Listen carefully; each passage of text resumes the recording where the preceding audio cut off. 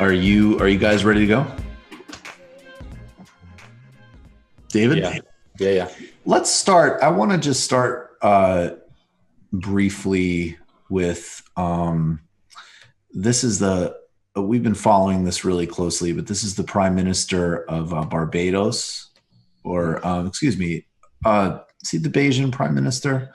Do you have it in front of you, David? It's coming up right now. Antigua and Barbuda. Antigua and Barbuda's Prime Minister Gaston Brown.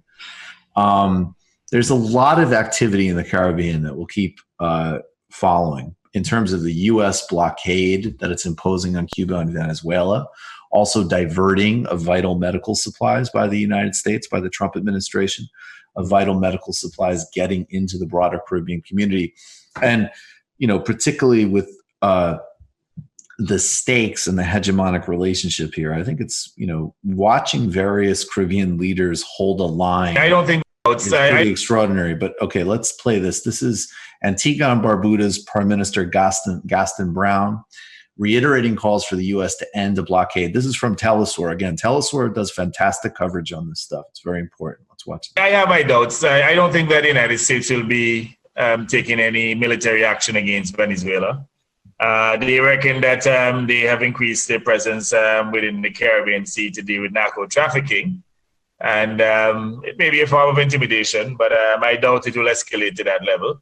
At the CARICOM level, at a meeting that we held recently, we all agreed that the U.S. should reconsider its position against Venezuela and Cuba. During this time of crisis, they need to lift those sanctions and to bring some relief to the people of Cuba and Venezuela.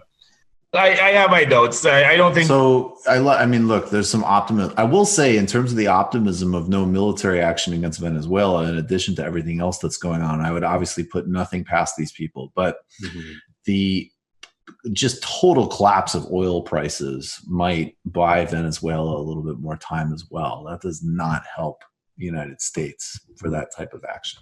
Mm-hmm.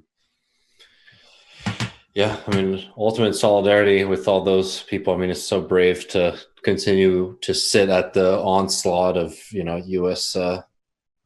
militarism and, continue to do the domestic work that you need to and try to have the international voice that you deserve.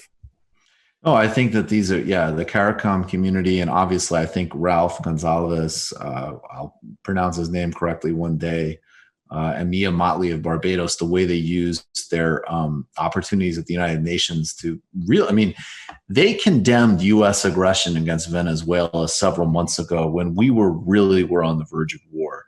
There was a bipartisan march towards military action in Venezuela. It has been a key goal of the Trump administration from the beginning. And of course, a U.S.